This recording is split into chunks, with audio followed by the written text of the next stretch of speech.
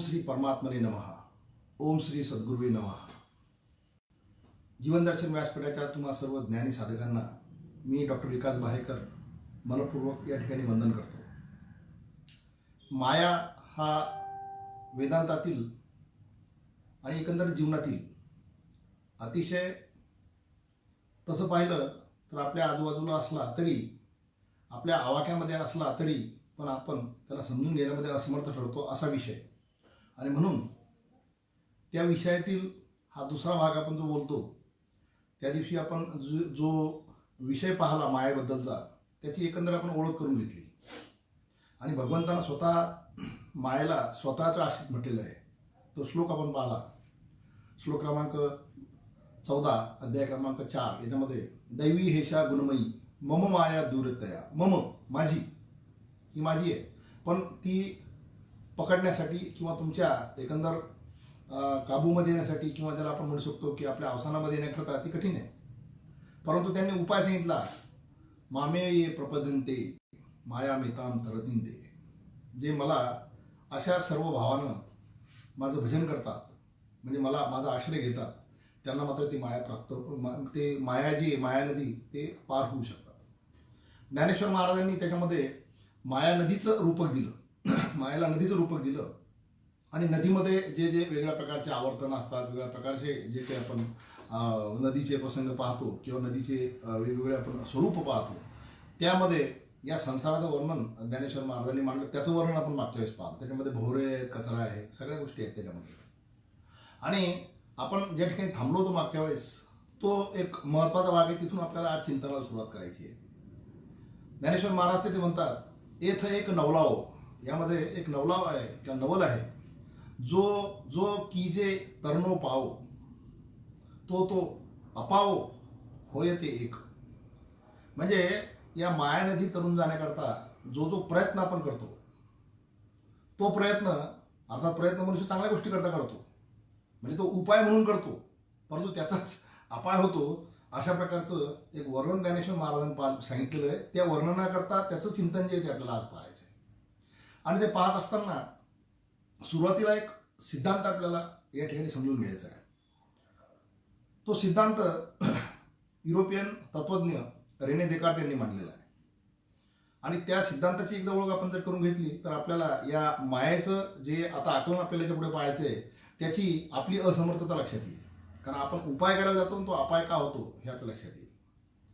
Descartes म्हणतात की त्यांची एक फिलॉसॉफी आहे. ती फिलॉसॉफी मागं आपण या प्लॅटफॉर्मवर आपण चर्चा केली त्या फिलॉसॉफीबद्दल. ती फिलॉसॉफी अशी आहे की ते प्रत्येक गोष्टीवर संशय घेतात, प्रत्येक सिद्धांतावर ते संशय घेतात. आणि त्यांचा संशय जो आहे तो that is called as healthy doubt. आणि त्या प्रत्येक गोष्टीला रूल आउट करायचं आणि त्यातला सत्य शोध घ्यायचा आणि मग त्याला ॲक्सेप्ट करायचं. कोणी सांगतो म्हणून ॲक्सेप्ट करायचं नाही. आपण ही गोष्ट मात्र शिकून घेतली पाहिजे रेने देकार्तच्या त्या थिअरीपासून किंवा त्या सिद्धांतापासून. तर देकार्त म्हणतात की सर्व ठिकाणी मी सर्व गोष्टी अशा सत्याच्या असत्याच्या निकषावर टाळत आलो आणि नंतर सत्य असली स्वीकारत गेलो. परंतु या सर्व प्रकारामध्ये, या सर्व प्रवाहामध्ये ईश्वर ही संकल्पना माझ्या एकंदर विचारधारेमध्ये, एकंदर माझ्या अस्तित्वावर इतका प्रभाव ठेवणारी ही कुठून निर्माण झाली मला समजलं नाही. मग तिला मी शोधत गेलो. बाकी सगळ्या गोष्टी मी रूल आउट करत असताना तेव्हा माझ्या लक्षात आलं की ती माझ्या अंतर्यामी हृदयामध्ये आहे. आणि तिचं मला नवल याच्या दृष्टिकोनातून वाटलं की मी स्वतः मर्यादित आहे, माझ्या शक्ती मर्यादित आहेत. हे फार महत्त्वाचं आहे. मी स्वतः मर्यादित आहे, माझ्या शक्ती मर्यादित आहे. आणि मी मर्यादित असताना, माझ्या शक्ती मर्यादित असताना अमर्याद गोष्टीबद्दल, अमर्याद शक्तीबद्दल मी विचार चिंतन कसं करू शकतो, ह्या गोष्टीवर ते थांबले. आणि म्हणून त्यांनी मग सिद्धांताची शेवट असा केला किंवा त्याला आपण निष्कर्ष किंवा कन्क्लुजन म्हणतो की ज्या अर्थी ईश्वर हा अमर्याद अनंत आहे आणि मी मर्यादित आहे आणि ईश्वर ही संकल्पना माझ्या एकंदर विचारावर प्रभाव करते, याचा अर्थ ती संकल्पना माझ्यामध्ये इनेट किंवा आजच्या भाषेमध्ये ज्याला म्हणतात बाय डिफॉल्ट ती येत असली पाहिजे. म्हणजे ती जन्मजन्मी माझ्या या अंतःकरणच्या पृष्ठावरती प्रभाव करत असली पाहिजे आणि ती माझ्यामध्ये तशा पद्धतीने असली पाहिजे. कारण मी तिचा निर्माता नाही, तिचा मी जन्मदाता नाही. ईश्वर ही संकल्पना तिथून जर आली तर ईश्वर हा निश्चितपणे काहीतरी आहे असं रेने देकार्त म्हणतात. आणि त्याचं कन्क्लुजन करत असताना त्यांनी एक इंडॉर्समेंट केलेलं आहे की म्हणून विवेकाच्या सर्व गोष्टींवर मी मान्यता देईल, पण ज्या ठिकाणी विवेक हा ईश्वराचं अस्तित्व अमान्य करेल, युरोपमधला व्यक्ती म्हणतो, ज्या ठिकाणी विवेक हा ईश्वराचं अस्तित्व अमान्य करेल त्यावेळेस मी विवेक सुद्धा सोडून देईल. अशा प्रकारे त्यांनी ते इंडॉर्समेंट आहे त्याच्यावर. इथून आपल्याला या गोष्टीचं पाहायचं की येथं एक नवलावो जो जो कीजे तरुणो पावो तो ते अपावो होय ते एक. मग प्रत्येकाला समजतं ना, बुद्धी आहे आपल्याजवळ, आपल्याला समजतं की आपण या जीवनाच्या चक्रामध्ये अटकायला नको. स्वार्थ, लोभ, क्रोध यातून सुटलं पाहिजे असं प्रत्येकाला वाटतं. पण वाटणे आणि तसं करणे, मी वाक्य सांगितलं तसं बिईंग अँड बिकमिंग याच्यामधला जो फरक आहे, तो फरक जो आहे तो तोडण्याचा किंवा ते अंतर काटण्याचा प्रत्येकजण प्रयत्न करतो. आणि तो उपाय जो आहे तो करताना त्याच्या स्वतःच्या शक्तीने करतो. तिथं खरी अडचण आहे. मग त्यांनी वेगवेगळ्या प्रकारच्या गोष्टी तिथे सांगितल्या ज्ञानेश्वर महाराजांनी ज्ञानेश्वरीमध्ये. त्यात ते नवल सांगतात की इथे काही जण म्हणतात की ठीक आहे, अर्थात युरोपियन तत्त्वज्ञ ज्यावेळेस युरोपमध्ये तत्त्वज्ञानाची वाढ झाली त्यावेळेस आपल्या वेदांमध्ये या बाबतीत वेगळेपण आहे मात्र, पण युरोपियन तत्त्वज्ञानामध्ये ज्यावेळेस तत्त्वज्ञानाची वाढ झाली त्यावेळेस त्यांनी स्वतःच्या बुद्धीवर, ज्याला रॅशनलिझम म्हणतात ते, त्याच्यावर फार विश्वास त्यांचा. मग तिथे म्हणतात ज्ञानेश्वर महाराज, एक स्वयंबुद्धीचे निबाही रिगाले तयाची शुद्धीही नाही, एक जाणीवेच्या डोही गडकेची गिळाले. म्हणजे लक्षात घ्या, एक स्वतःच्या बुद्धीनं मी ईश्वरापर्यंत जाईल किंवा मी या सर्वांचा नाश करील अशा पद्धतीच्या शक्तीनं स्वतःच्या निघाला तो, बुद्धीच्या शक्तीनं. परंतु बुद्धी आणि शुद्धी ह्या दोन गोष्टीचा विचार करत असताना आचरणाच्या शुद्धीशिवाय बुद्धीचं कुठलंही कार्य जे ते परिपूर्ण होत नाही, हे ज्ञानेश्वर महाराज म्हणतात. म्हणजे स्वयंबुद्धीच्या बाही म्हणजे त्या ताकदीनं तुम्ही निघाले, पण शुद्धी जर नसेल तर त्याच्यामध्ये कुठल्याही प्रकारची म्हणजे जर काय म्हणतो आपण पात्रता आपण त्या ठिकाणी मिळू शकत नाही. म्हणजे उपाय करायला गेले बुद्धीनं, परंतु तो शुद्धी नसल्यामुळं अपाय झाला. दुसरा प्रकार त्याच्यामधला ज्ञानेश्वर महाराज सांगतात, एक वेदत्रयीच्या सांगडी घेतली या अहंगावाची धोंडी, ते मदमिनाची तोंडी सगळेची गेले. वेदत्रयी इकडे आता पुन्हा म्हणजे आपण तत्वज्ञानातून, युरोपियन तत्वज्ञानातून आपल्या भारतीय तत्वज्ञानाकडे जर आलो तर इकडं वेदांत किंवा वेद जे आहेत त्या वेदाच्याबद्दल सर्वजण हे करतात. आणि वेदाचं पाठन करणारे आपण जे नावं पाहतो, द्विवेदी, त्रिवेदी, त्रिपाठी असे जे आपण नावं पाहतो, ते सर्व जे येतं ते वेदाच्या अभ्यासातून फार श्रेष्ठ झालं असं वाटतं. परंतु ज्या वेळेस तुम्ही कुठलेही ज्ञान प्राप्त करण्याचा प्रयत्न करता आणि ज्ञान घेता आणि ते ज्ञान तुम्हाला मिळालं असं तुम्हाला वाटतं, त्यावेळेस म्हणजे वेदत्रयीची सांगडी म्हणजे हा भवसागर पार करून जाण्याकरता तुम्ही त्या वेदाचं तराफा ज्याला म्हणतात तो बांधला की ज्ञानाच्या सहाय्याने आपल्याला पोहून जायचं. परंतु मला ते ज्ञान प्राप्त झालं अशा प्रकारच्या अहंकाराचा धोंडा त्याच्यावर ठेवला, म्हणजे वजन त्याच्यावर ठेवलं, त्याच्यामुळे ते त्या अहंकाराच्या मदमिनेच्या तोंडी सगळीची गेली. म्हणजे ज्ञानाचं अनन्य लक्षण प्रथम ज्ञान प्राप्त झाल्याबरोबर माणसाला अहंकार होतो आणि अहंकार झाल्याबरोबर मी त्या ईश्वराविषयी श्रेष्ठ आहे अशा प्रकारे त्याला वाटायला लागतं आणि तिथून त्याची अडचण होते. म्हणून त्या मदामध्ये किंवा त्या मदाच्या माशाने त्याला गिळून घेतलं असं ज्ञानेश्वर महाराज म्हणतात. तिसरा एक भाग जो आहे तो आपल्या या वेदांत दर्शन, आपल्या दर्शनशास्त्रामध्ये सगळ्यात सुरुवातीला येतो, ज्याला आपण नास्तिक दर्शन म्हणतो. ते नास्तिक दर्शन जे ते चार्वाक दर्शन आहे, ते चार्वाक दर्शनाबद्दलची एक ओवी या ठिकाणी आहे. एक वैसेची जाड बांधिले, मग मन्मथाची एक कासे लागले, ते विषय मगरी सांडले चगळून या. आपल्या भारतीय तत्त्वज्ञानामध्ये ज्यांनी खरोखर एक वेगळ्या प्रकारचं स्वतःचं अस्तित्व निर्माण केलं किंवा या दर्शनशास्त्रामध्ये, ते आपण एक मागच्याच शतकामध्ये पाहिलेले जे गुरु होते आचार्य रजनीश किंवा ओशो आपण त्यांना म्हणतो, त्यांचे जे तत्व आहेत ते खरोखर आजच्या व्यवहाराला धरून आहेत. पण व्यवहाराला धरून असल्यामुळे त्याच्यामधल्या काही गोष्टी ज्या येतात त्या गोष्टीमध्ये त्यांनी एक समाज असा पुढे घातला, तो समाज त्यांचा आचरणशीलता त्यांची घेऊ शकला. परंतु त्याची सर्वांगीण अशा प्रकारची प्रगती न होण्याचं कारण काय की जिथून आचार्य रजनीश किंवा ओशो परत येऊ शकले तिथून ती मंडळी परत येऊ शकली नाही. याच्यामुळे त्या तत्त्वज्ञानामध्ये काही प्रमाणामध्ये माघार झाली. म्हणजे आपण हे जीवन जे ते भोगून घेऊ, या जीवनाचा सर्व प्रकारचा उपभोग घेऊ आणि मग आपण ईश्वराच्या मागे जाऊ, अशा प्रकारचं तत्वज्ञान ते होतं. ज्ञानेश्वर महाराज तीच ओळी सांगतात, एक वैसीची जाड बांधिले, मग मन्मथाची एक आसे लागले, ते विषय मगरी सांडिले चगळून या. आपण भोग भोगून घेऊ आणि हा संपला की मग आपण तिकडे जाऊ. पण भोगाची गंमत अशी आहे की भोग भोगून कधी संपत नाही. मनुष्य शरीरानं, देहानं, बुद्धीनं सगळ्यानं तो खचून जाईल किंवा संपून जाईल, पण त्याची वासना संपत नाही. आणि वासनेची गंमत अशी ज्ञानेश्वरीमध्ये बऱ्याच ठिकाणी सांगितलं की ज्ञानेश्वर त्या वासनेच्या जसं जसं आपण मागं लागतो तसं त्या वासनेचं आपल्याला आणखीन ज्याला काय म्हणतो की त्याची इच्छा निर्माण होत चालते. आणि मग त्याच्यानंतरचा एक त्यांनी दृष्टांत सांगितला, तो आपण साधारणतः संसारिकांमध्ये किंवा ऐहिकांमध्ये पाहतो. संसारामध्ये रमणारी मंडळी जी असते, संसारामध्ये सुखदुःखाचे सातत्यानं झोत आपण पाहत असतो. मग त्यातून निर्माण झालेला शोक, क्रोध, वेगवेगळ्या प्रकारच्या आपत्ती, त्यातून निर्माण झालेले दुःख आणि त्या दुःखातून पूर्ण येत असताना केलेले प्रयत्न आणि त्या प्रयत्नातून पुन्हा त्याला फुटलेली हिरवी पालवी कामनेची, अशा प्रकारे तारुण्यापासून तर वृद्धापकाळापर्यंत तो जातो. आणि मग शेवटी गेल्यानंतर तो म्हणतो की यात काही खरं नाही. आणि मग तो तरुण पिढीला तसं सांगायला सुरुवात करतो, यार हे तुम्ही जे करून राहिले यात काही खरं नाही. पण ते तारुण्यात असलेली मंडळी म्हणतात की तुम्ही आम्हाला केव्हा सांगून राहिले, तुम्ही आम्हाला सांगून राहिले त्या वयात तुम्ही पोहोचल्यानंतर आमचं काय ते आम्ही पाहू.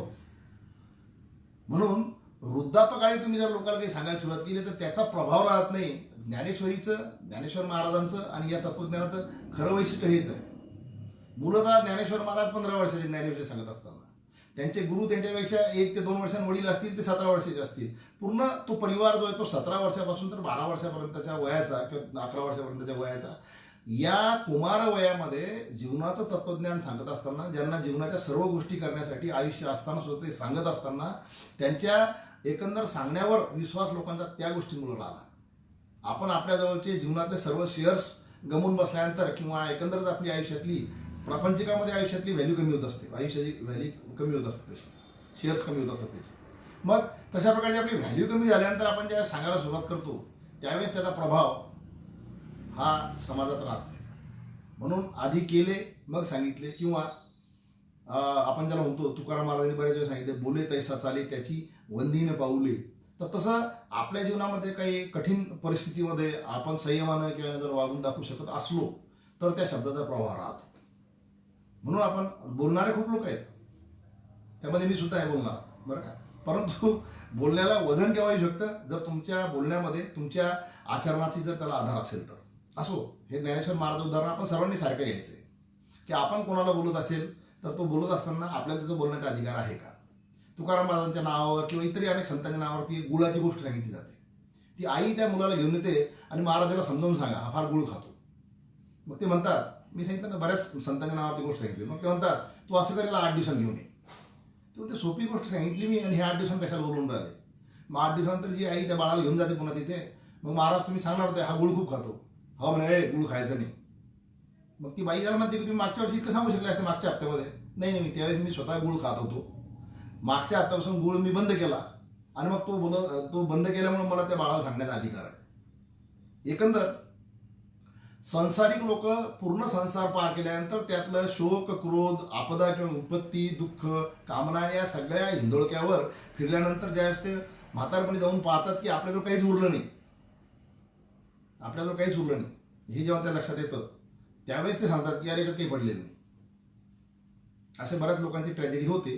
पण ती ट्रॅजेडी होण्याकरता आपण कुठेतरी आपल्या मनावर संयम ठेवला पाहिजे, अशा प्रकारचा उपाय सुरुवात केले पाहिजे असं ज्ञानेश्वर महाराज सुचवतात. पण तिथूनही माया नदी पार होत नाही. कारण काय की माया नदीच्या तुम्ही पलीकडे जायचा प्रयत्न केलेला आहे आणि भवसागरावर तुम्ही हेलकाविका इंदोळके खाल्लेले आहेत.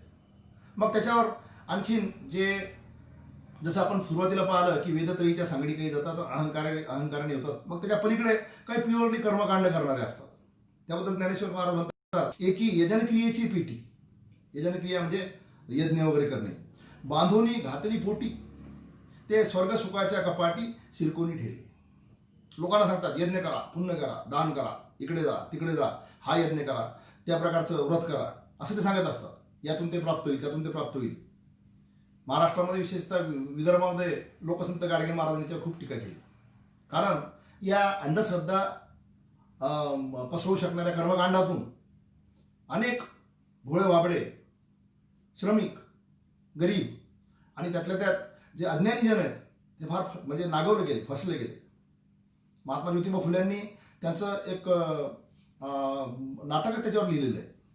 म्हणजे बाळाला जन्म येण्यापासून त्याचा मृत्यू झाल्यानंतर 12व्या-13व्या दिवसापर्यंत जो कर्मकांडाचा प्रकार आहे त्याच्यावर प्रहार केलेला आहे महात्मा ज्योतिबा फुल्यांनी.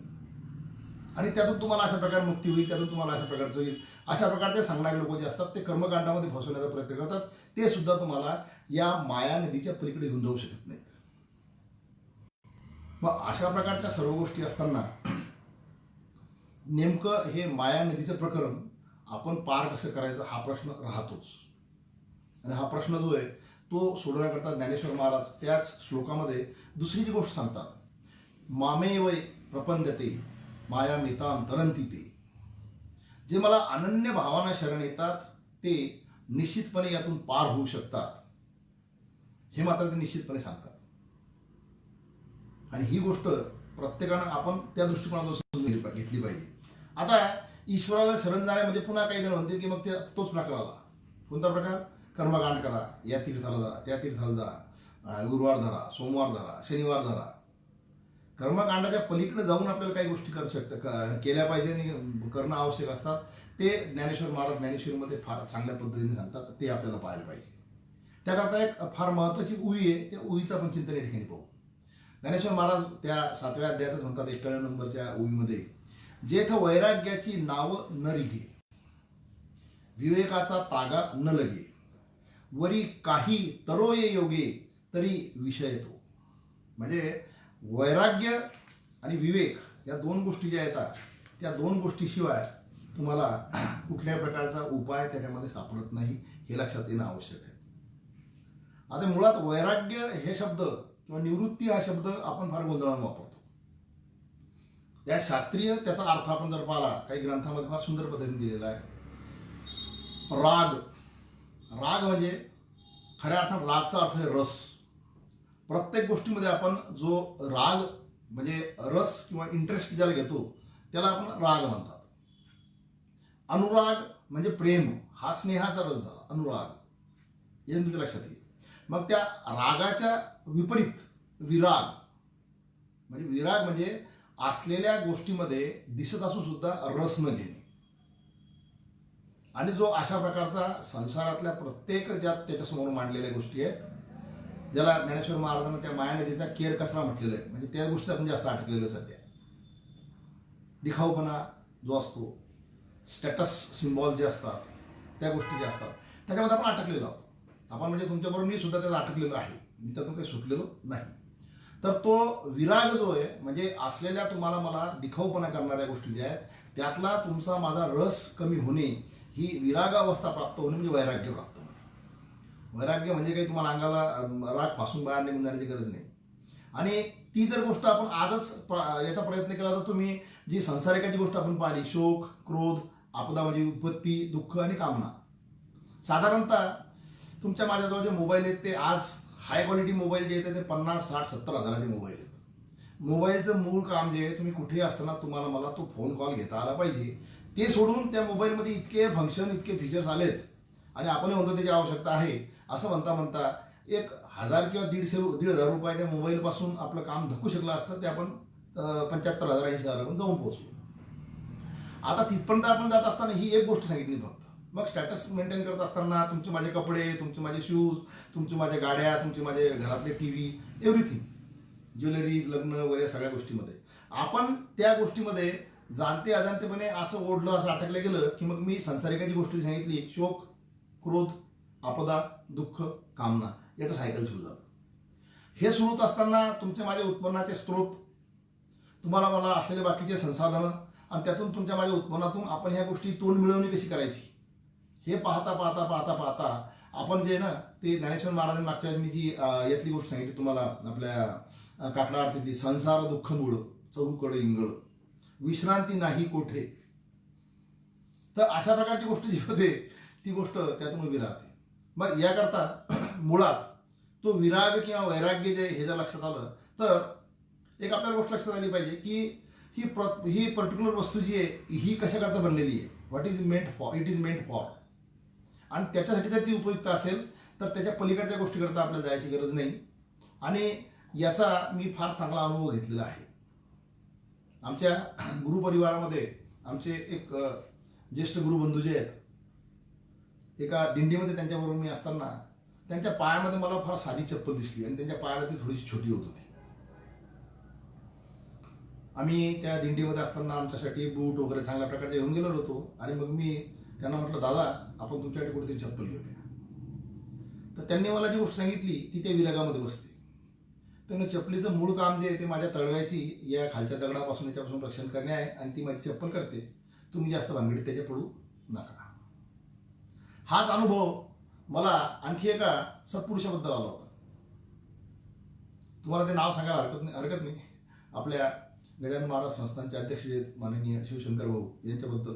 ही फार जुनी गोष्ट आहे, म्हणजे आपलं आनंद सागरच्या निर्मितीच्या आधीची गोष्ट. माझ्याबरोबर आमचे एक स्नेही होते, आणि ते भाऊंचं मला त्यांची भेट झाल्यानंतर ते म्हणे, मी भाऊंसाठी चांगली चप्पल आणली म्हणे, आणि भाऊ ती माझी चप्पल घेत नाहीत. त्यांच्या पायाला पायामध्ये कसे भेगा पडलेल्या आहेत. मी खरंच पाहिलं, पायाला भेगा पडलेल्या होत्या, आणि यांनी चप्पल आणली खरोखर चांगली होती. मग मी म्हटलं, भाऊ ही चप्पल तुम्ही शिकायला पाहिजे. ते आमचे मित्रही डॉक्टर होते, मी डॉक्टर होते. म्हणे, तुमच्या डॉक्टरांच्या नादी लागून माझ्या सवयी बिघडतील म्हणे. मी गावामध्ये 15-20 रुपयात बांधलेली चप्पल घालत असतो म्हणे. ह्या ज्या तुमच्या काय सवयी जर मला लागल्या तर माझं एवढं मोठं संस्थान, माझं एवढं मोठं जे काही आमचे हेचं वैभव आहे भगवंताचं, ते वैभव अशा मार्गाने वाया जाईल. तात्पर्य असं आहे, ही वैयक्तिक गोष्ट मी तुम्हाला जगात सांगतो, की विराग जो असतो किंवा वैराग्य ज्या ठिकाणी असतं त्या ठिकाणी ईश्वराचं अस्तित्व असतं, त्याला ऐश्वर्य म्हणतात. म्हणून माझ्या त्या गुरुपरिवारातले माझे गुरुबंधू असतील किंवा शिवशंकर भाऊ असतील, त्यांच्या आपण गजानन महाराज संस्थानामध्ये गेलो, तिथं ईश्वराचं अस्तित्व आहे, त्याला ऐश्वर्य म्हणतात. तुमच्या माझ्याकडे पैशाची श्रीमंती असू शकते, पण तुमच्या माझ्याजवळ ते ऐश्वर्य राहत नाही. म्हणजे ही गोष्ट तिथून लक्षात आलेली पाहिजे. म्हणून जेथं वैराग्याची नाव न रिगे, आता ज्ञानेश्वर महाराजांनी सांगायला सुरुवात केली की आपल्याला जर माया नदी पार करायची असेल तर पहिली कंडिशन कोणती आहे? The first condition and foremost condition वैराग्य. कारण माया नदीचे भोवरे जे तुम्हाला ते सातत्यानं दाखवत असतातच. भरा मेरे कमीज से उसकी कमीज सफेद क्यों, याच्यामध्ये आपली फसगत होत असते. आणि त्याच्यामुळे मग आपल्याजवळच्या गोष्टी आपल्याला कमी किमतीच्या, कमी क्वालिटीच्या, आणि आपल्याला एक न्यूनगंड निर्माण होत असतो. आणि त्यामुळे आपण पुन्हा त्वेषानं हा संसार सागर याच्यावर म्हणजे काय म्हणतात त्याला पार करण्याचा प्रयत्न करत असतो. आणि जितका जोरात तुम्ही पार करण्याचा प्रयत्न करा तितकं तुम्ही फसत चालत असता. हे गणित आहे. म्हणून जेथं वैराग्याची नाव न रिगे. आता हे वैराग्य प्राप्त होण्याकरता ती दुसरी कंडिशन आहे, विवेकाचा तागा न लगे. विवेकाचा तागा म्हणजे ज्यावेळेस तुम्हाला भवसागर पार करायचा, हे नदीचं जे वर्णन केलेलं त्याच्यामध्ये जर तुमचा तराफा तुम्हाला पलीकडे न्यायचा आहे. आपण बऱ्याच ठिकाणी नद्यांवर पाहतो तराफा किंवा ती होडी असते, आणि तो जो बांधव असतो ते होडी वाहून नेणारा, त्याच्याजवळ एक मोठा बांबू असतो. तो तागा म्हणजे बांबू.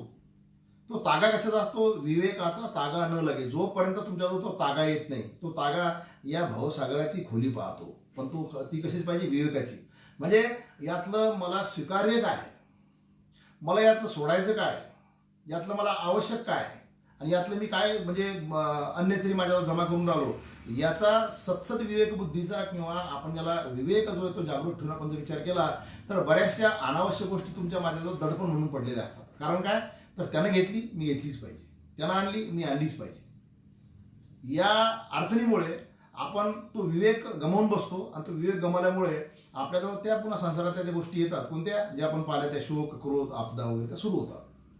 म्हणजे वैराग्य ही प्रायमरी कंडिशन जरी असली तरी वैराग्य प्राप्त होण्याकरता तुमच्याजवळ विवेक असणं आवश्यक असतं. आणि ह्या दोन गोष्टी जर नसतील तर मग तुम्ही करायला गेलेले सर्व प्रकारचे उपाय जे असतात ते अपाय ठरत राहतात. इथं एक एक नवलावो, जो जो कीजे तरुणो पावो, तो तो अपावो होय ते एक. म्हणजे the first and foremost condition वैराग्य, आणि ते प्राप्त करण्याकरता विवेक. या दोन गोष्टीतून पुढे गेल्यानंतर हळूहळू आपल्याला त्या ईश्वरापर्यंत जायला किंवा तिथपर्यंत जायला सुरुवात होते. कारण कुठल्या प्रकारचा कर्मकांड, कुठल्या प्रकारचा देवदेव किंवा कुठल्या प्रकारचे व्रतवैकल्य केल्यानंतर ईश्वर प्राप्त होतो किंवा ऐश्वर्य प्राप्त होतं असं जर आपलं हे असेल तर तो फार मोठा गोंधळ लक्षात ठेवला पाहिजे. कारण त्या सगळ्या गोष्टी ज्ञानेश्वर महाराजांनी सुरुवातीला त्या रूल आउट केल्या. मग वैराग्य आणि विवेक हे तुम्हाला मला तुमच्या माझ्या शक्तीनं प्राप्त होऊ शकते का, याच्याबद्दल ज्ञानेश्वर महाराज स्वतःच म्हणजे काय म्हणतात की स्वतः ती चिंता व्यक्त करतात. आणि ती चिंता व्यक्त करत असताना एक ओवीमध्ये ते अतिशय सुंदर पद्धतीने ही गोष्ट मांडतात. ते म्हणतात की ऐसे तरी जीवाचे अंगवणे ये माया नदी तरणे हे कासयासारखे बोलणे म्हणावे पा. हे अशा प्रकारचं हे माया नदीचं तरुण जाणं जे आहे हे सामान्य माणसाच्या शक्तीतून किंवा त्याच्या जीवातून ते प्राप्त होऊ शकतं का? तर हे बोलणं कसं होईल? तर हे बोलणं थोडंसं चुकीचं होईल किंवा हे ज्याला म्हणतो आपण की क्षमतेच्या बाहेर होईल अशा प्रकारचं ज्ञानेश्वर महाराज त्या ठिकाणी म्हणतात. आणि त्याच्या प्रित्यर्थ या त्या जस्टिफिकेशन प्रित्यर्थ त्याने 2-3 ओव्या त्या ठिकाणी दिलेल्या आहेत. त्या ओव्या फार महत्त्वाच्या आहेत. म्हणजे आपण स्वतःच्या क्षमता सगळ्या दृष्टीनं समजून घेणं आवश्यक असतं. महत्त्वाची गोष्ट ही आहे की आपण प्रत्येक ज्या गोष्टी पाहतो, अकॅडमिक करिक्युलम असेल किंवा एखादा प्रोजेक्ट असेल, त्याच्यामध्ये एक नेहमी टर्म अँड कंडिशन असते. कोणती माहिती आहे का? Scope and limitation. एखादा कुठलाही व्यवसाय टाकायचा असेल तर आपण पाहतो स्कोप काय, त्याला मर्यादा काय. हे आपण सध्या गोष्टी वाणिज्यामध्ये पाहतो. ज्ञानेश्वर महाराजांनी या ज्ञानेश्वरीमध्ये त्या वाणिज्य शास्त्रात सुद्धा चांगला उपयोग केलेला आहे. आणि त्या स्कोप अँड लिमिटेशनमध्ये ते म्हणतात की माणसानं सगळं काही करण्याचा प्रयत्न केला, तो ज्ञान प्राप्त करू शकतो, त्याच्या याने तो संसार याचा तो मायानदी पार करण्याचा प्रयत्न करू शकतो. परंतु तो संसारात असल्यामुळे यातून नेमकं कुठं जायचं हे त्याच्या स्वतःच्या बुद्धीच्या शक्तीच्या आकलनाच्या बाहेर असतं. आणि त्यामुळे तो वैराग्य किंवा विवेक हे प्राप्त करू शकत नाही. ही गोष्ट अनन्यपणे त्यांना लक्षात ठेवणं आवश्यक आहे. त्याकरता त्या 1-2 ओव्या त्यांनी सांगितल्या आहेत. जरी अफत्यशिला व्याधी कळे साधूशी दुर्जनाची बुद्धी ही रागी सांडे सिद्धी आली सांगती. म्हणजे एखाद्या माणसाला व्याधी झाली आणि तो पथ्य पाळत नाही तर व्याधी वाढेल की कमी होईल? निश्चितपणे वाढणार. साधू हा सज्जन असतो, पण त्या साधूला दुर्जनाची बुद्धी कधी समजू शकेल का? समजू शकत नाही. किंवा एखादा अनुरागी जो असतो त्याला त्याजवळ सिद्धी प्राप्त झाली सगळं मिळण्याची, प्राप्त होण्याची, तो ती कधी सोडू शकतो का? नाही. म्हणून मला माझ्या बुद्धीने चांगलं वाटतं, मला माझ्या जीवनासाठी चांगलं असतं, ते सातत्याने मी करत असतो. आणि मग इतका वेळ आपण हे करून घेऊ, नंतर पुढच्या वेळेस आपण पाहू काय करायचं ते, असं प्रत्येक वेळेस तो लोटत चालतो आणि तो विवेकापासून दूर जातो. हा त्याचा अर्थ आहे. आणि तो व्यक्ती स्वतःच्या शक्तीनं तसं करू शकत नाही. म्हणून ज्ञानेश्वर महाराज त्याच्यावर खरा उपाय सांगतात. आणि तो उपाय जो आहे तो खऱ्या अर्थानं आता आपल्याला भक्ती मार्गाकडे घेऊन जातो.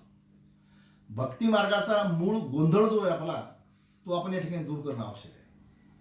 मी तिसऱ्यांदा याच व्याख्यानामध्ये तिसऱ्यांदा एक सांगतो की भक्ती मार्ग म्हणजे नुसता देवदेव करणे नाही, नुसत्या आरत्या करणे नाही, नुसतं व्रतवैकल्य करणे नाही, किंवा भक्ती मार्ग म्हणजे आपलं सगळे कामं करून नुसती पूजा करत राहणे, हे सुद्धा नाही. भक्ती मार्गाचा अर्थ जो आहे तो अतिशय वेगळा आहे. आणि ज्ञानेश्वर महाराज त्या ठिकाणी शेवटचा एक दृष्टांत देऊन हे शक्य का होऊ शकत नाही. म्हणतात मनोनिगा पंडू सुता जैसे सकामा न जिनेवेची वनिता तैसे मायामय हे सरिता न तरवे जीवा, असं त्यांनी शेवटी इंडॉर्समेंट सांगितलेलं आहे. की ज्या पद्धतीनं एखादा सकाम व्यक्ती असेल, सकाम व्यक्ती म्हणजे जीवनामध्ये जो विषय लोलुप झालेला आहे तो आपल्या पत्नीवर कधी अधिराज्य करू शकत नाही, त्या पद्धतीनं ह्या मायामय सरितेमध्ये जीव जो वासनेनी भरलेला आहे, वासनेने भरलेला म्हणजे ते सत्वरजतम आहेच. आणि सत्वरजतमातलं जर रजाचं प्राबल्य असेल तर त्या व्यक्तीला सर्व प्रकारची आपल्या आजूबाजूला राजस अशा प्रकारच्या सगळ्या गोष्टीची उपलब्धता असावीशी वाटते. आणि त्यामुळे त्या दृष्टीने तो सातत्याने कार्यरत असतो. त्यामुळे त्या कार्यातून निश्चितपणे जाणत्या अजाणतेपणी त्याकडून ज्या गोष्टी होतात त्यातून संसाराची बंधनं आणखी पक्की होत चालत असतात. हे जे सूत्र आहे त्या सूत्रानुसार ज्ञानेश्वर महाराज म्हणतात की ही मायामय सरिता तशा व्यक्तीकडून कधीही पार होणे नाही, हे मात्र लक्षात ठेव. आणि मग अतिशय महत्त्वाची ओवी ज्ञानेश्वर महाराज या ठिकाणी सांगतात. त्या ओवीपासून भक्ती मार्ग किंवा भक्तिशास्त्र आपल्याला या ठिकाणी समजून घेऊ शकतं. एथ एकची लीला तरले, एथ एकची लीला तरले जे सर्व भावे मज भजले तया एलीच थडी सरले माया जळ. आता हा प्रकार फार वेगळा आहे. माया नदीच्या या वर्णनामध्ये किंवा रूपकामध्ये आपण ज्या तटावर उभे आहोत त्या तटावर प्रवृत्ती आहे. मधातून माया नदीचा प्रवाह आहे आणि तो आपल्याला सारखा आपल्याकडे आकृष्ट करतो आहे. आणि आपल्याला तो पार करून पलीकडच्या थरावर जायचं आहे, ज्याला निवृत्ती म्हणतात किंवा वैराग्य म्हणतात. त्याला जाण्याकरता आपल्याला जे 2 आपण सोपान पाहिले ते वैराग्याचे आणि त्या वैराग्याच्या सोबतीला विवेकाचे. आपल्याला पलीकडे जायचे, परंतु भगवंतानं म्हणजे गीतेच्या स्वरूपामध्ये जो श्लोक सांगितला त्या श्लोकामध्ये मामेव ये प्रपदन्ते मायामेतां तरती ते, मला जे भजन, माझं जे भजन करतात ते माया नदी पार करू शकतात, हे जे सांगितलं ते ज्ञानेश्वर महाराजांनी अशा पद्धतीने सांगितलं. पण त्याच्यामधली भगवंताच्या पुढची गोष्ट ज्ञानेश्वर महाराजांनी सांगितली. कारण भगवंत म्हणतात माया मेतांतर तिथे, म्हणजे माया ते तरून जातात. ज्ञानेश्वर महाराज सुद्धा या ओळीमध्ये पूर्वार्धात तेच म्हणतात, इथं एकच लीला तरले तरले, जे सर्व भावामध्ये भजले, ठीक आहे भजनही केलं, परंतु याचा पुढचा दृष्टांत जो आहे तो गीतेच्याही पुढचा आहे. येथे तेथं एलीची थडी सरले मायाजळ, नदीच कोरडी झाली. भवसागराचे भोवरे असतील, भवसागराचा कचरा असेल, भवसागराचे जे काही महामीन असतील, त्याच्यामध्ये असलेले जे काही वेगवेगळ्या प्रकारची श्वापदं असतील, ते सगळे पाणी असलं तर टिकतील की नाही, नदीच त्याची कोरडी झाली. ही मात्र गोष्ट गीतेच्या पुढे ज्ञानेश्वर महाराजांनी सांगितली, लक्षात ठेवणं आवश्यक आपल्याला. तरणं ठीक आहे, तरेल म्हणजे भवसागर आहे, पण यांनी जर माझं भजन कराल तर हे मायाजल तुमच्यासाठी राहणारच नाही. या गोष्टीचं साक्षीत्व जे आहे, म्हणजे कसं असतं, हे संत एका विचारधारेचे किंवा त्या ईश्वरापासून उत्पन्न झालेले कसे असतात, हा जो सिद्धांत आहे हा काही ठिकाणी म्हणजे प्रूव्ह होतो. मीराबाई आपल्या सर्वांना माहीत आहे, ज्ञानेश्वर महाराजांचा काळ जो आहे तो 13व्या शतकातला आणि मीराबाईचा काळ जो आहे तो 15व्या शतकातला.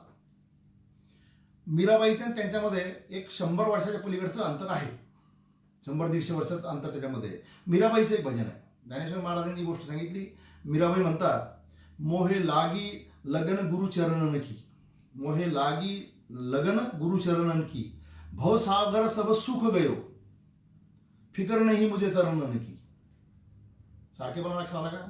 ज्ञानेश्वर महाराज म्हणतात की तेथं एलीची थडी सरले मायाजळ, आणि मीराबाई म्हणतात भवसागर सब सुख गयो, फिकर नाही मुझे तरणन की. म्हणजे तुम्ही एखाद्या ठिकाणी तुम्हाला जर पार व्हायचं असेल तर मला तितका टप्पा पार करण्याकरता मला शक्ती दे, असं भगवंताला म्हणू शकता. पण भगवंतावर तुम्ही सर्वस्व जर तिथं तुम्ही सोडून दिलं किंवा भगवंताच्या अधीन जर झाले किंवा भगवंताचं भजन म्हणजे आश्रय करणे अशा प्रकारे जर करू लागलो तर हे मायाजळच नष्ट होतं किंवा मायाजळ राहतच नाही तुमच्या माझ्यासाठी. अशा प्रकारे ज्ञानेश्वर महाराजांनी हा सिद्धांत सांगितलेला आणि त्याची पुनरुक्ती जी आहे ती पुनरुक्ती मीराबाईने 150 वर्षानंतर केलेली आहे.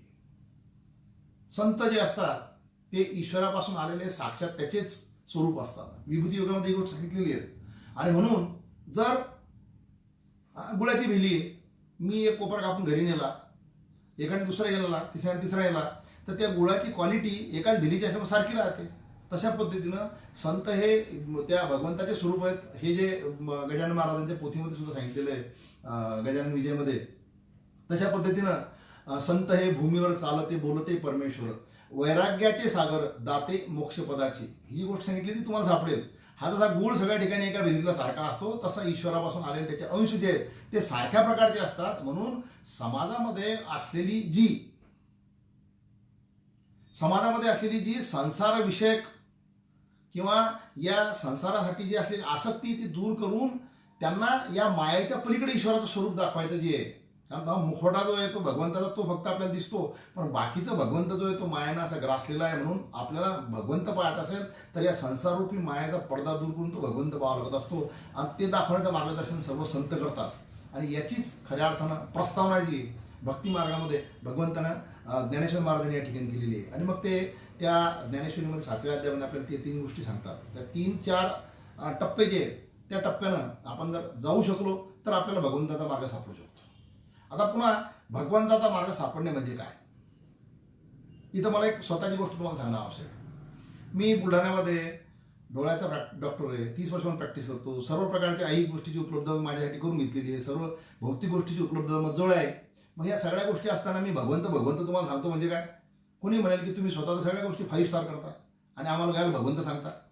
हा भगवंत सांगायचा म्हणजे तोच भगवंत सांगायचा किंवा भगवंत समजून घेण्याचा तुमचा मला दृष्टिकोन जो येतो आपल्याला थोडासा बदलणं असा आहे की ईश्वरानं या सृष्टीची निर्मिती करत असताना प्रत्येक ठिकाणी त्याचा अंश ठेवलेला आहे. 15व्या अध्यायामध्ये सांगितलेली गोष्ट ममय वंशे जीवलोके जीवभूता सनातना.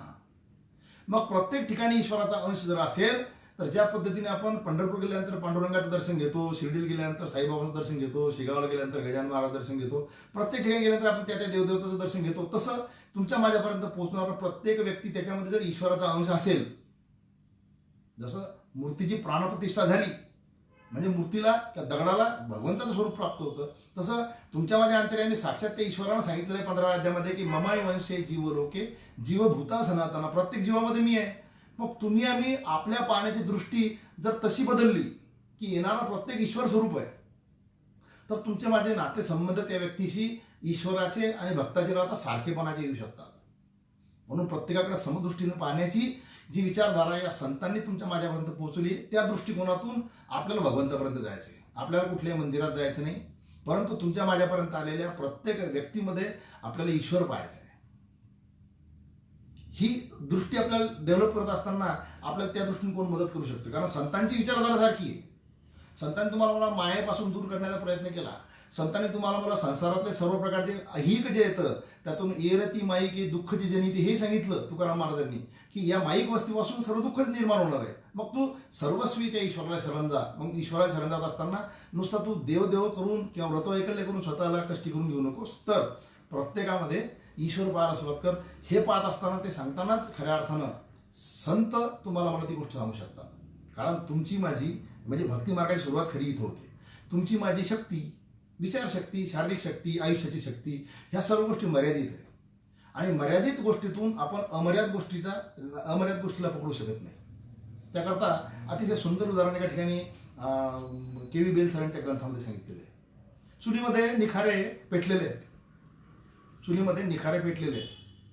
मग आपल्याला त्याचे निखारे बाहेर काढायचे. आपण हातामध्ये चिमटा धरतो, त्या चिमट्यानं आपण ते निखारे बाहेर काढतो, पण त्या चिमट्यानं आपण आपला तो हात धरू शकत नाही. तसं ह्या ब्रह्मांडाचं चलनवलन करणारा जो आहे तो ईश्वर आहे. आणि त्या ईश्वराला आपल्याला त्या चिमट्यासारखं त्याच्या स्वतःला पकडता येणं कठीण आहे.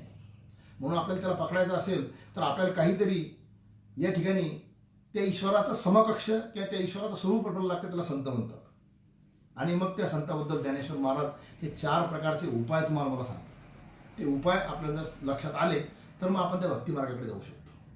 भक्ती मार्गाकडे जाणं म्हणजे पुन्हा एकदा मी त्याचा पुनरुच्चार करतो की प्रत्येक जीवामध्ये ईश्वराचं स्वरूप पाहून त्या पद्धतीने त्याच्याशी वागणे. अर्थात याला सुद्धा बरीचशी रॅशनॅलिटी तुकाराम महाराजांनी सांगितली आहे की तुकाराम महाराज म्हणतात की साप आणि विंचू याच्यामध्ये सुद्धा भगवंत आहे, पण त्याला मी दुरून नमस्कार करतो, त्याच्या मी जवळ जात नाही. हे लक्षात ठेवणं आवश्यक आहे. म्हणजे काही ठिकाणी आपल्याला विवेक गमवून चालणार नाही.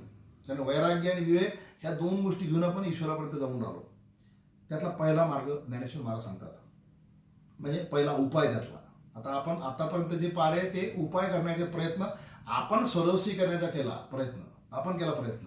पण आपली बुद्धी क्षमता किंवा शारीरिक क्षमता जी आहे ती शांत म्हणजे लिमिटेड असल्यामुळे आपल्याला तो निर्गुण निराकार असलेला किंवा अमर्याद असलेला ईश्वर आपल्या याच्यामध्ये आला नाही, म्हणजे पकडीमध्ये म्हणा, किंवा आपल्याला तो त्याचं स्वरूप समजलं नाही. म्हणून ते समजण्याकरता ईश्वराचं स्वरूप असलेले संत जे आहेत ते आपल्याला मदत करू शकतात. ते सद्गुरू. हे सद्गुरू जे आहेत हे साक्षात म्हणजे ईश्वराचं स्वरूप असतात, ईश्वरापेक्षाही श्रेष्ठ असतात असं शास्त्र सांगतं. ज्ञानेश्वर महाराज त्याबद्दल सांगतात, जया सद्गुरू तारू पुढे जे अनुभवाचे कासे गाढे, जया निवेदन तरांडे आकळीजे. नवविधा भक्तीमध्ये वेगवेगळ्या प्रकारच्या गोष्टी आहेत. कीर्तन, श्रवण, मनन, पादसेवन, वंदन, त्या भरपूर गोष्टी आहेत. त्यातला एक शेवटचा टप्पा जो आहे तो आहे आत्मनिवेदन. आत्मनिवेदन ही गोष्ट या ओळीमध्ये आलेली आहे. जया सद्गुरू तारू पुढे जे अनुभवाचे कासे गाढे, जया आत्मनिवेदन तरांडे आकळीले. सद्गुरू हा तुम्हाला तुमच्या भाग्यानं सापडू शकतो, पण त्याकरता तुम्हाला तुमचं आयुष्य जे आहे ते नैतिकतेने जगावं लागत असतं. हे लक्षात घेणं आवश्यक आहे. गुरु गुरु गुरु हे पाहण्याकरता आपण इकडे जातो. स्टॅटस म्हणून काही जण गुरु करतात. काही ठिकाणी गुरु आणि गुरु भगिनी किंवा गुरुबंधू यांचे फार मोठमोठे असे ग्रुप झालेले आहेत. ते वेगवेगळ्या गोष्टी चिंतन करतात, वेगवेगळ्या गोष्टी एकमेकाला सांगतात, पण त्यातल्या आचरणात किती येतात हे पाहणं आवश्यक असतं. आणि म्हणून तुम्ही नैतिकतेनं जर तुमचं आचरण करत असाल प्रामाणिकपणे, तर ज्यावेळेस तुमच्या जीवनात ही सिद्धांत मी या ठिकाणी तुम्हाला मागेही सांगितलेलं आहे, मग तो पुन्हा मी या ठिकाणी रिपीट करतो. जर आपण आपल्या आयुष्यामध्ये प्रामाणिकपणे नैतिकतेने जगत असेल आणि ही श्रद्धा ठेवून की प्रत्येक जीवामध्ये ईश्वर बसलेला आहे, तर ज्यावेळेस तुमच्या समोर अशा प्रकारचं कुठेतरी 2 मार्ग येतील की काय करायचं आणि काय नाही करायचं, त्यावेळेस साक्षात तो ईश्वर जो आहे तो सद्गुरू म्हणून तुमच्या समोर येतो आणि मग तुम्हाला तो मार्गदर्शन करतो. या गोष्टीवर माझा ठाम विश्वास आहे आणि याचा मी अनुभव सुद्धा घेतलेला आहे. तुम्ही सुद्धा नैतिकतेने या मार्गाने जर झाला आयुष्याचा तुम्हाला तो तसा सद्गुरू सापडेल. सद्गुरू पाहायची गरज नाही, तो ईश्वर तुमच्या समोर येतो साक्षात. यावं लागतं त्याला. ती गोष्ट प्रल्हादानं अनुभवली, ती गोष्ट ध्रुवानं अनुभवली, बऱ्याच लोकांनी अनुभवली आणि ती आपण अनुभवू शकता. अगदी कलियुगात सुद्धा त्याबद्दल मी ठाम आहे. जर या सद्गुरू तारू पुढे, जर सद्गुरूचं मोठं तारू म्हणजे मोठा जहाज असेल, आणि सद्गुरू म्हणजे कसे, जे अनुभवाचे कासे गाढे, या जीवनाचा, या ब्रह्मांडाचा, या प्रपंचाचा, या सर्वयाचा त्यांनी अनुभव घेतलेला असतो. आपण जे सुरुवातीला पाहिलं प्रापंचिक, ते सुद्धा आपण म्हणू शकतो त्यांनी जीवनाचा अनुभव घेतलेला आहे. पण त्यांनी जीवनाचा अनुभव घेतलेला तो व्यक्तिगत असतो. हा फरक लक्षात घेणं आवश्यक आहे. सद्गुरू जो असतो तो ब्रह्मांडाचा अनुभव घेतलेला असतो.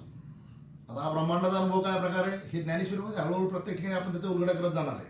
की एका विशिष्ट याच्यानंतर आपल्याला तशी शक्ती प्राप्त होऊ शकते की त्याच्यामध्ये असं म्हटलेलं की तुम्ही स्वर्गीचा आलोचू ऐके, स्वर्गातलं सुद्धा ऐकू येऊ शकतं आणि मुंगीच्या मनामध्ये काय चाललं ते सुद्धा समजू शकतं. अशा ओव्या ज्ञानेश्वरीमध्ये आहेत.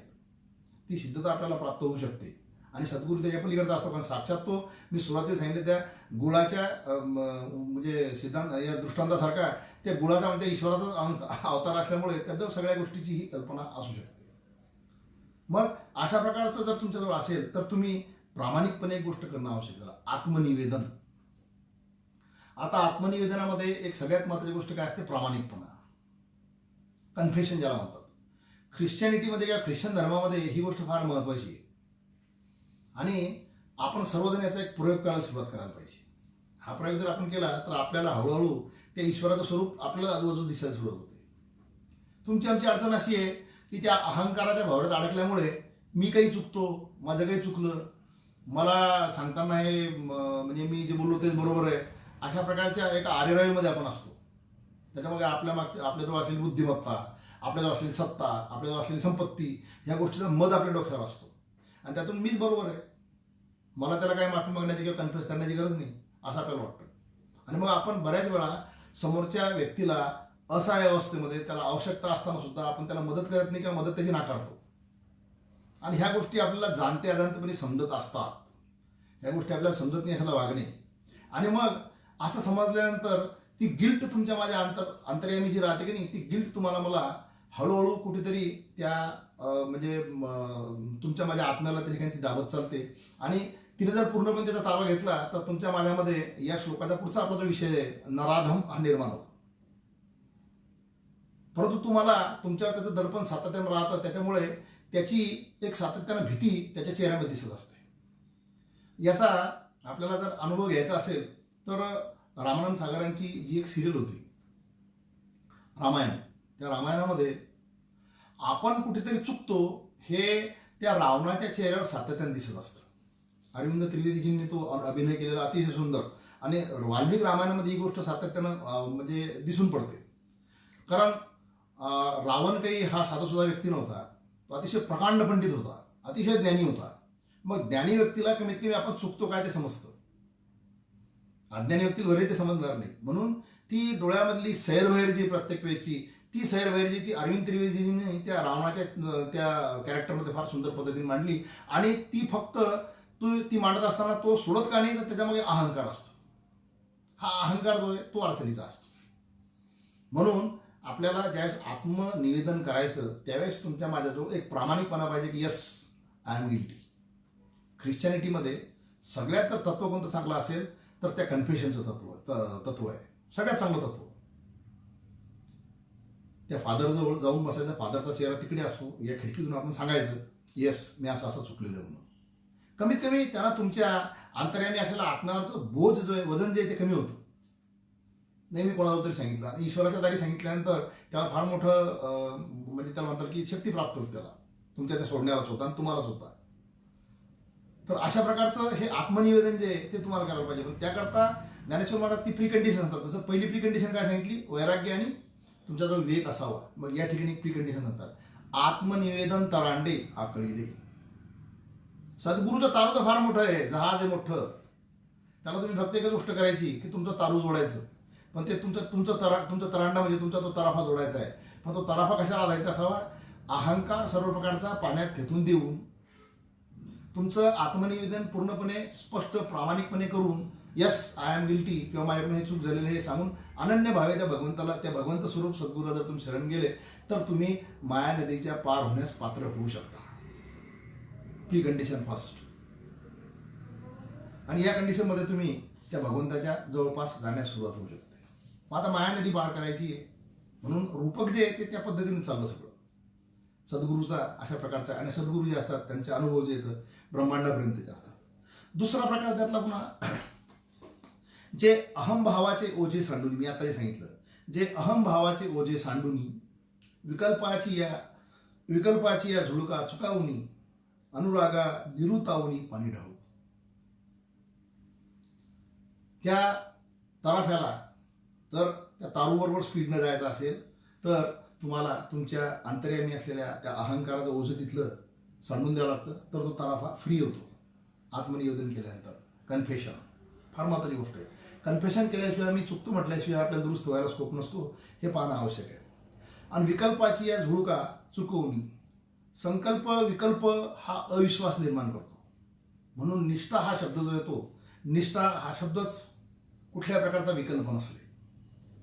छत्रपती शिवाजी महाराजांच्या चरित्रामध्ये ही गोष्ट जर पाहिली आपण तर बाजीप्रभू देशपांडे आणि नरवीर तानाजी मालुसरे या दोन उदाहरणार्थ लक्षात येईल की महाराज तुम्ही निवांत जावा, तुम्ही विशाळगडावर जाऊन तोफेची सलामी देईपर्यंत इथून एकही गनिमवरती चढणार नाही, किंवा इकडे आधी लगन कोंडाण्याचे मग रायबाचे, असं छतिरोपपणे सांगणारे हे जे नरवीर निर्माण झाले त्याच्यामागे जी गोष्ट होती ती निष्ठेची होती. कुठल्याही प्रकारचा विकल्प नाही. एक निष्ठा महाराजांच्या पायी, त्या स्वातंत्र्याच्या पायी आणि ते महाराज करत असलेल्या दिव्य कार्याच्या पायी. ते दिव्यत्व एकदा ओळखलं की माणसातला हा विकल्प निघून जातो. मग तुम्ही सद्गुरूच्या पायी सुद्धा तसंच पाहिजे. नाही तर मग मी सांगितलं की संसाराची एक भानगड असते, मला मेरे कमीज से उसकी कमीज सफेद क्यू. मग आमच्या गुरुकडे इतकं दिसतं आणि त्या गुरुकडे किती आहे, मग तिकडे चला. काही जण म्हणतात गुरु करायचा भानगड तिथं होते. गुरु करायचा म्हणजे कशा करता करायचा, आणि गुरु कोणता करायचा, मग त्यातल्या 5 स्टार करायचा का 3 स्टार करायचा, इथे सुद्धा क्लासिफिकेशन सुरू होतं. विद्वत्तेतून गुरु दिसतो, आचरणातून गुरु दिसतो, की तो तुम्हाला मार्गदर्शन करतो त्याच्यातून दिसतो. जगताचा वेगवेगळा प्रश्न आहे. म्हणून मी सांगितलं की गुरु करण्याच्या भानगडीत सध्या पडायची गरज नाही आपल्याला. आपलं आचरण शुद्ध करत चालायचं. भगवंत साक्षात गुरु म्हणून पुढे उभा राहतो.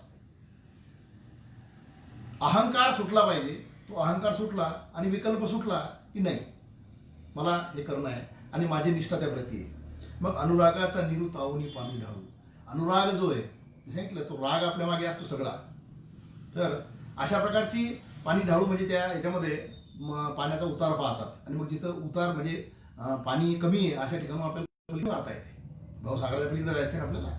मग अहंकार सुटला म्हणजे तुमचं ओझं कमी झालं, विकल्प सुटले म्हणजे तुमच्याजवळ तुम्ही निर्विकल्प झाले म्हणजे तुमचं आणखी ओझं कमी झालं. आणि मग तुम्हाला अशा प्रकारची संधी प्राप्त होऊ शकते आयुष्यामध्ये की तुम्ही त्या भावसागराच्या पल्ल्याड जे ते आपोआप उडी मारायला तयार होऊ शकता. मग त्याला काय सापडतं, ती ओवी ज्ञानेश्वर महाराज सांगतात, जया ऐक्याची या उतारा बोधाचा जोडला तारा, मग निवृत्तीच्या पहिलं तिरा झेपावलेची. मग हळूहळू त्याला त्या भावसागराच्या मध्ये किंवा मायानदीच्या पात्रामध्ये अशा प्रकारची जागा सापडते की जिथे खरोखर पाण्याची ज्याला आपण म्हणू शकतो की पाण्याची उंची कमी आहे किंवा पाणीच कमी आहे त्या ठिकाणी, किंवा त्या ठिकाणी रुंद अशा प्रकारचं पात्र नसून ते पात्र जे आहे ते थोडंसं अरुंद झालेलं आहे, अशा ठिकाणी आपल्याला जाता येऊ शकतं. पण त्यासाठी बोधाची या जोडला तारा. आत्मनिवेदन केलं. मग आत्मनिवेदन करत असताना प्रामाणिकपणे तुम्ही जी गोष्ट सांगितली, परंतु आत्मबोध हा शब्द आहे. बोध म्हणजे ज्ञान. म्हणजे जशी कंडिशन आपण पाहिली की तुम्हाला विवेक असेल तर वैराग्य प्राप्त होऊ शकतं. त्या पद्धतीनं नुसतं हे ज्ञान असून चालत नाही, तर किंवा नुसतं आपल्याला आत्मनिवेदन करून चालत नाही किंवा प्रामाणिक असून चालत नाही, तर तुम्हाला त्या पद्धतीचं ज्ञान सुद्धा असणं आवश्यक आहे. म्हणून जसा विवेक आणि वैराग्य हा शब्द येतो तसा आत्मबोध हा शब्द येतो. म्हणून जेव्हा तुम्ही अशा प्रकारे गुरुशी एकरूप झाले, गुरु सांगायला म्हणजे विकल्पच कोणता नाही, गुरुशी एकरूप झाले, त्या ऐक्यातून तुम्ही त्याचं ज्ञान तुमच्यापर्यंत पोहोचल्यानंतर तुमच्या आत्मनिवेदनाला शक्ती प्राप्त होते आणि मग आपोआप त्या गुरुच्या बरोबर, कारण गुरु शक्तिशाली आहे, त्या गुरुच्या बरोबर तुम्ही निवृत्तीच्या पहिल्या तीरा आपोआप जाल. पहिल्या तीरावर निवृत्ती आहे, अलीकडच्या तीरावर आपण जिथं उभे आहे तिथं प्रवृत्ती आहे. आणि मग तिथे गेल्यानंतर ज्ञानेश्वर महाराज सांगतात, ते उपरतीची वावी सेलत सोहम भावाचे नि थावे पेलत मग निघाले अनगळित निवृत्ती तटी.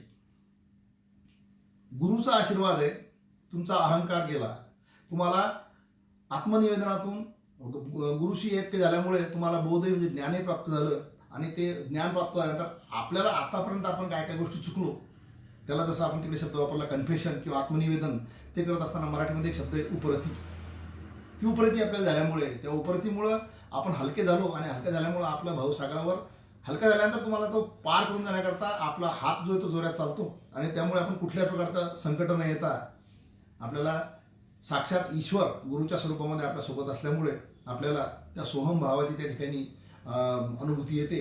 आणि मग आपण अनकळित म्हणजे कुठल्या प्रकारचं संकट न येता त्या पहिल्या तीरावर, निवृत्तीच्या तीरावर आपण जायला पोहोचतो. अतिशय सुंदर पद्धतीने या 4 वयामध्ये भगवंतानं म्हणजे भगवान श्रीकृष्णाने गीतेमध्ये आणि त्यानंतर ज्ञानेश्वर महाराजांनी, ते सुद्धा भगवंताचे अवतार पांडुरंगी नाव ठेवलं ज्ञाना, त्यांनी ते वर्णन केलं.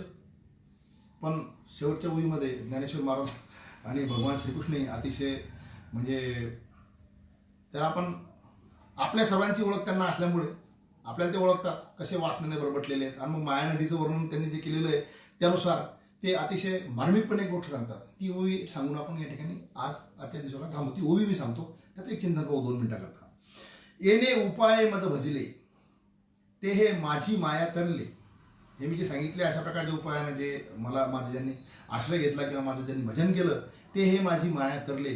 परंतु गम्मा सांगतात ते परी ऐसे भक्त विपाईले बहुवस नाही.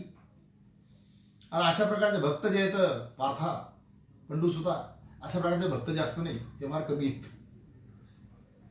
जे भक्त म्हणून स्वतःला घेतात त्याची कोटी जी ती सुरुवातीला त्यांनी सांगितली ती की येत एक एक नवलावो, जो जो की जे तरुण पाहो तो तो अपावो होय तो एक. प्रत्येक जण म्हणतं की मी फार भक्त आहे, पण तो ज्ञान सांगायला सुरुवात करतो. प्रत्येक जण म्हणतो मी फार मोठा आहे, भक्त आहे त्यांचा, आणि तुम्ही माझ्या पद्धतीने ऐका, मग तो यज्ञ करायला लावतो. प्रत्येक जण म्हणतो आपण सगळं पहिले भोगून घेऊया मग पाहूया. काही जण म्हणतात हे वेद ते पहिले मी तुम्हाला सांगतो माझ्या पद्धतीने चाला तुम्ही, मी तुम्हाला तिकडे घेऊन जातो, त्या अहंकाराचं ओझं त्याच्यावर देत होतो. अशा पद्धतीनं प्रत्येक जण म्हणतो मी त्यात आहे आणि त्याला वाटतं की मी भक्त आहे. म्हणून स्वतः भगवंत सांगतात, ज्ञानेश्वर महाराज सांगतात परी ऐसे भक्त विपाईले. असं वाटतं खूप आहेत, खूप, परी बहुवस नाही. कोणत्या प्रकारचे? ज्यांनी खऱ्या अर्थानं भगवंताचा हा मार्ग जो आहे किंवा भक्तीचा मार्ग जो भक्तिशास्त्राचा तो शुद्ध पद्धतीनं स्वीकारण्याचा प्रयत्न केला, आत्मसात करण्याचा प्रयत्न केला, ते सद्गुरू शरण गेले अनन्य भावे आत्मनिवेदनातून. आणि आत्मनिवेदनातून त्यांच्या भावे गेल्यानंतर त्यांना शरण गेल्यानंतर त्यांनी त्यांचं सर्वस्व जे ते भगवंताला, त्या भगवंत स्वरूप सद्गुरूला ते अर्पण केलं. म्हणून त्या ठिकाणी त्यांचं ऐक्य झालं. आणि भगवंत स्वरूप त्या सद्गुरूच्या तारूला यांचा तराफा त्यांनी बांधून दिला.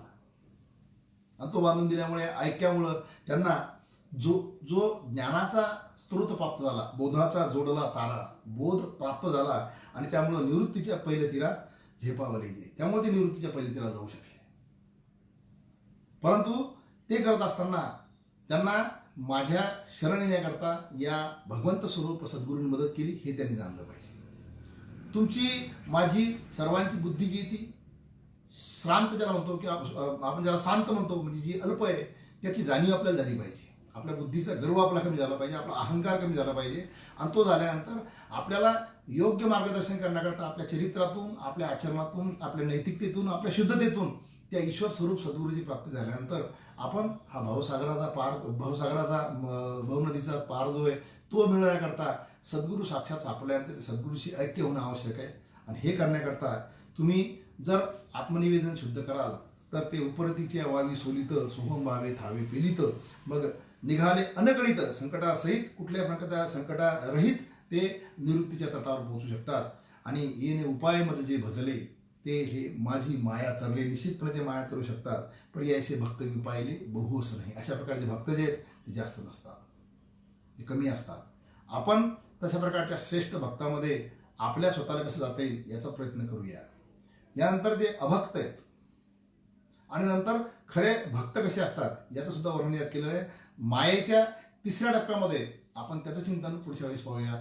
या ठिकाणी तुम्हा सर्वांना मी वंदन करून माझ्या शब्दांना विराम करतो.